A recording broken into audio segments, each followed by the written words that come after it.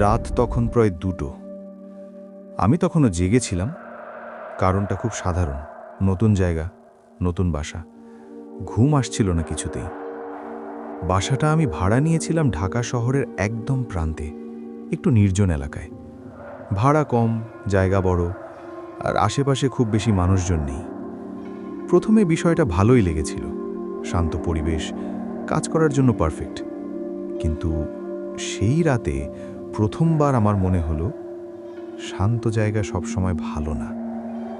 আমার নাম আরিফ, আমি ভিডিও এডিটিংয়ের কাজ করি, বেশিরভাগ সময় বাসাতেই থাকি, তাই একটু নিরিবিলি জায়গা খুঁজছিলাম। বাসাটা আমি দেখি এক দালালের মাধ্যমে। সে খুব তাড়াহুড়ো করে আমাকে বাসাটা দেখায়। আমি জিজ্ঞেস করেছিলাম, এই বাসায় আগে কেউ থাকতো? সে একটু থেমে বলেছিল, থাকতো, এখন খালি, আপনি চাইলে নিয়ে নেন।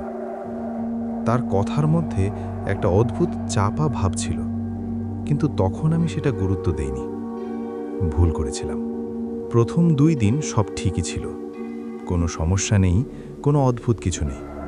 কিন্তু তৃতীয় রাত থেকেই ব্যাপারটা বদলাতে শুরু করলো। সেদিন রাতেও আমি কাজ করছিলাম, হেডফোন কানে, ভিডিও এডিটিং করছি। হঠাৎ করে মনে হলো কেউ যেন খুব আস্তে করে দরজায় নক করছে। টক টক টক। আমি প্রথমে ভেবেছিলাম হয়তো ভুল শুনছি। হেডফোন খুললাম, চুপ, কিছুই নেই। আমি আবার কাজে মন দিলাম, কিন্তু কিছুক্ষণ পর আবার টক টক টক। এবার স্পষ্ট শুনলাম।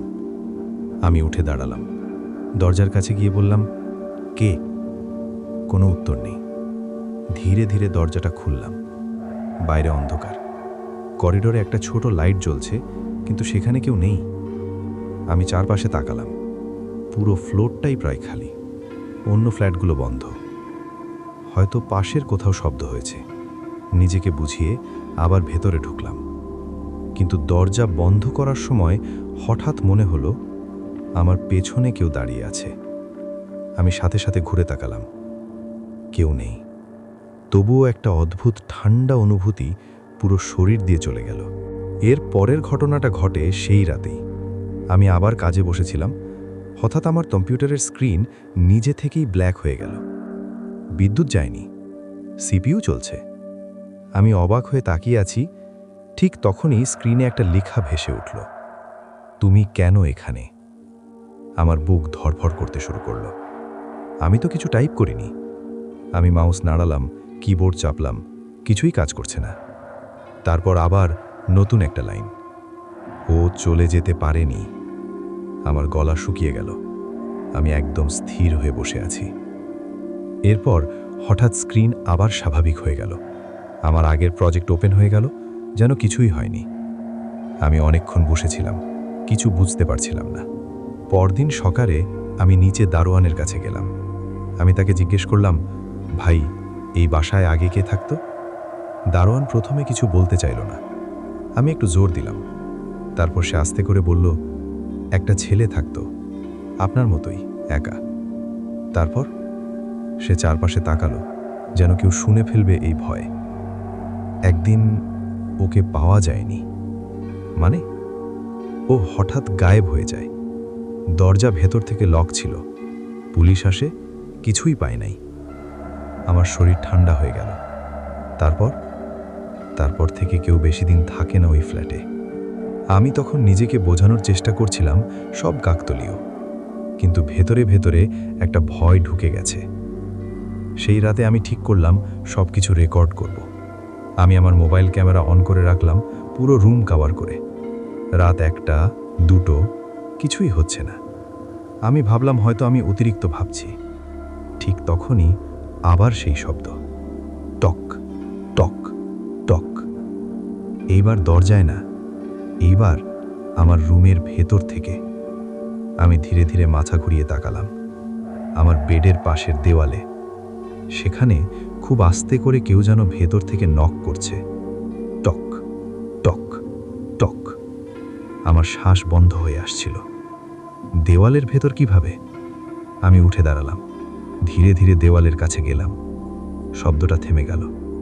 আমি হাত দিয়ে দেওয়ালটা ছুঁয়ে দেখলাম, ঠান্ডা। হঠাৎ দেওয়ালের ভেতর থেকে একটা ফিসফিস আওয়াজ, দরজা খুলে দাও। আমি পেছনে সরে গেলাম, আমার হাত কাঁপছে। কে কে তুমি? কোনো উত্তর নেই। তারপর আবার, আমি বের হতে পারছি না।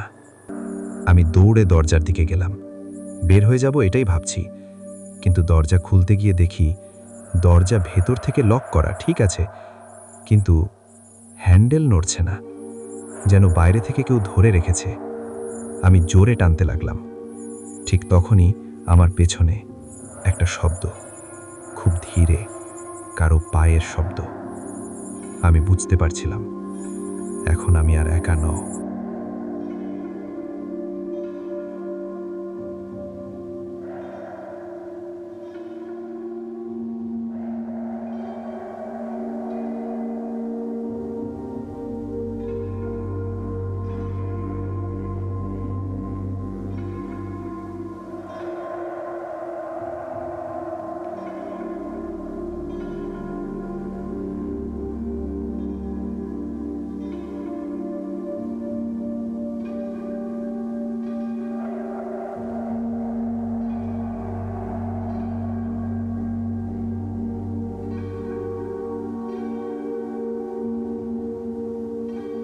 আমি একদম স্থির হয়ে দাঁড়িয়ে আছি।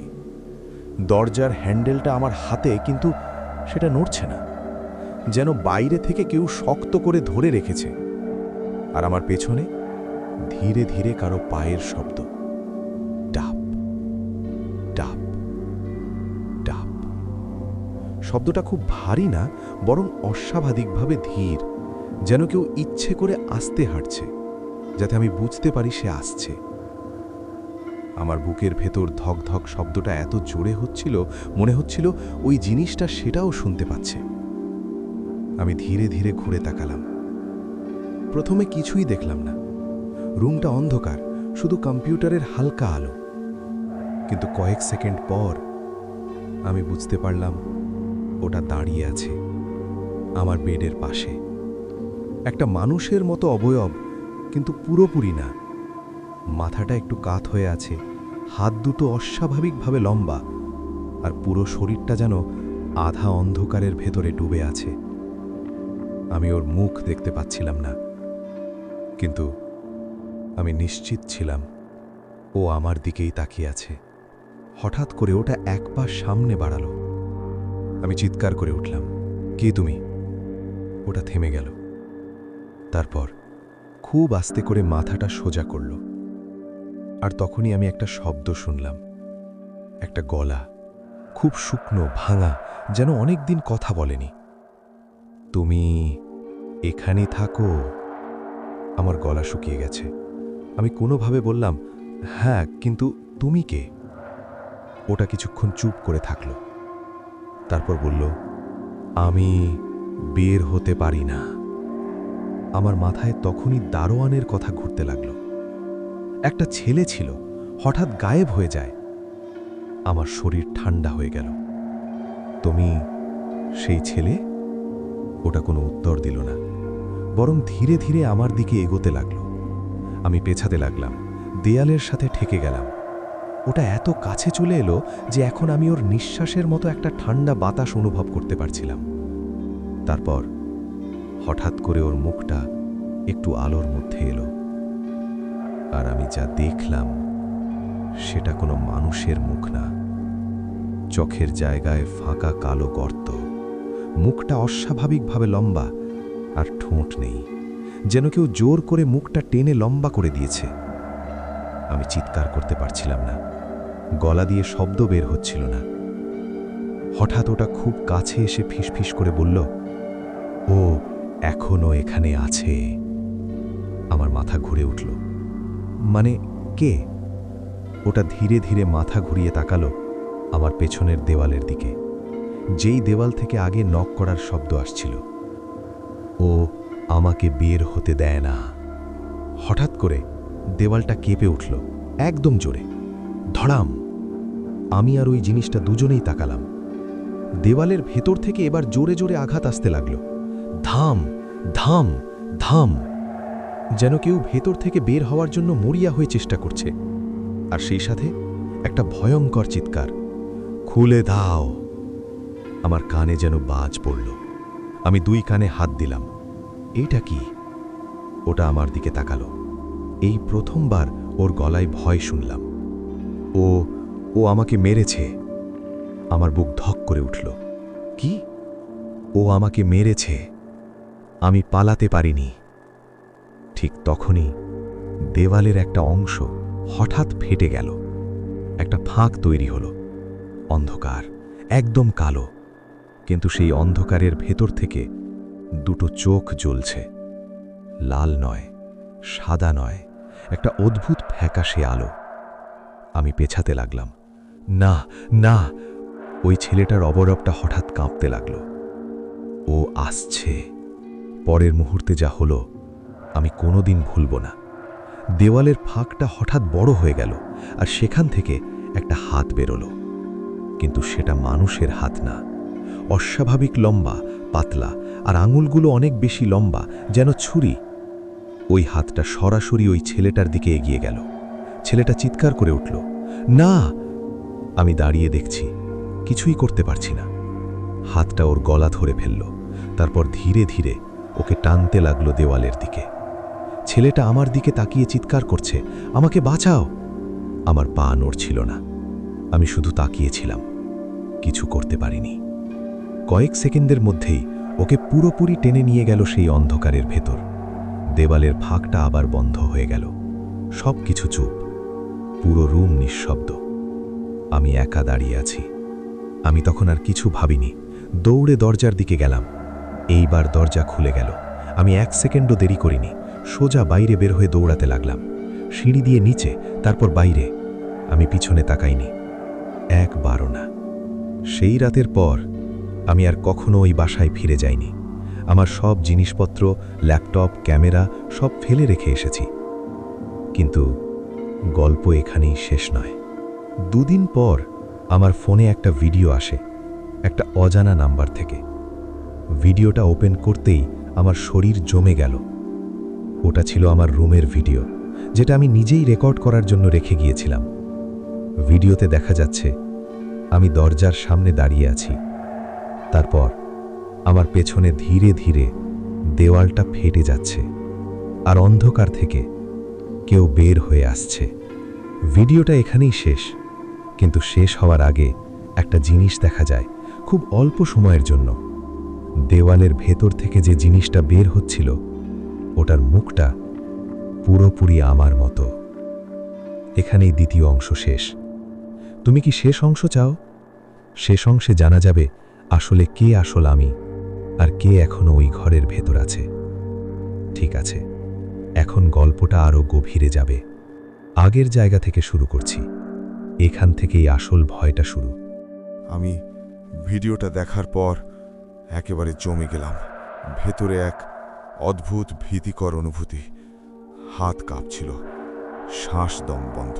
কিন্তু সবচেয়ে ভয়ের বিষয়, ভিডিওর শেষ ফ্রেমে যে মুখটা দেখা যাচ্ছে, সেটা আমার নিজের মুখ। আমি প্রথমে বিশ্বাস করতে পারিনি।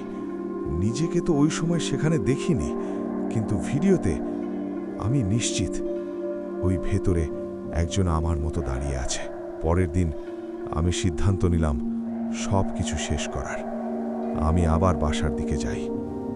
এইবার মনে হচ্ছিল ঘরের ভেতরে এখনো কিছু আছে। যখন আমি রুমে ঢুকলাম, কিছুই বিশেষ নেই। কিছুক্ষণের জন্য মনে হলো সব ঠিক আছে।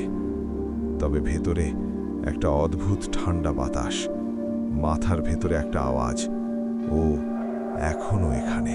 আমি কম্পিউটার চেক করলাম, ভিডিওগুলো স্বাভাবিক আছে, কিন্তু এক ফোল্ডারে নতুন ভিডিও। আমি সেটা ওপেন করলাম। ভিডিওতে দেখা যাচ্ছে আমি নিজের ল্যাপটপের সামনে বসে আছি, কিন্তু এবার পেছনে আবার কেউ আছে।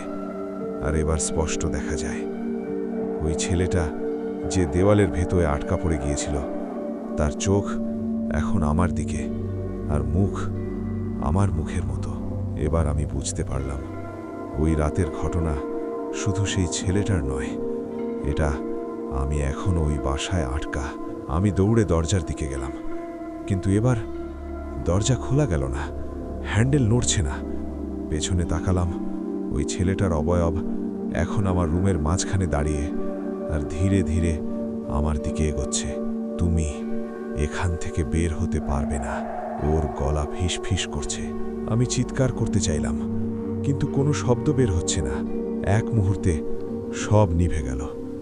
কম্পিউটার, ফোন, লাইট সব নিভে গেছে। অন্ধকার, সম্পূর্ণ অন্ধকার। শুধু একটি জিনিস স্পষ্ট, ওই চোখগুলো আমার চোখের মতো, মুখের সঙ্গে এক ধরনের অদ্ভুত হাহাকার নিয়ে। আমি বুঝলাম ওই বাসার ভেতরে আমি আর কেউ নই, আমি শুধু আরেকটি ছায়া। পরের কয়েক ঘন্টা আমি শুধু দাঁড়িয়েছিলাম, শরীর কাঁপছে, মনে ভয় আরতি করছে। আমি ভাবলাম কোনোভাবে ফোন দিয়ে বের হওয়ার চেষ্টা করি। হঠাৎ ফোনটা বাজতে শুরু করলো, একটা অজানা নাম্বার। আমি ধরলাম, কানে ফিসফিস হলো, আমি তোমার হয়ে গেছি। এরপর ফোনটি নীরব হয়ে গেল, আর আমি বুঝলাম যে কিছুর সঙ্গে আমি লড়ছি সেটা এখন আমারই অংশ। দিনগুলো কেটে গেল, আমি আর বাইরে যেতে পারিনি। যে ভিডিও আমি দেখেছিলাম, ওই ভিডিওতে দেখা আমার অবয়বের মতোই ধীরে ধীরে আমি নিজেকে হারিয়ে ফেলছি। যদি কেউ কখনো ওই বাসায় প্রবেশ করে, শুনে রাখো, দেওয়াল ভাঙার শব্দ শুনলে, পিছু ফিরে তাকাবার সাহস দেখালে, তোমারও হয়তো আমার মতো ভাগ্য হবে। কেউ জানে না ঠিক কী ঘটেছে, কিন্তু সত্যিটা একটাই, ওই বাড়ির শেষ মানুষ অবশ্যই হয়তো তুমি হতে পারো।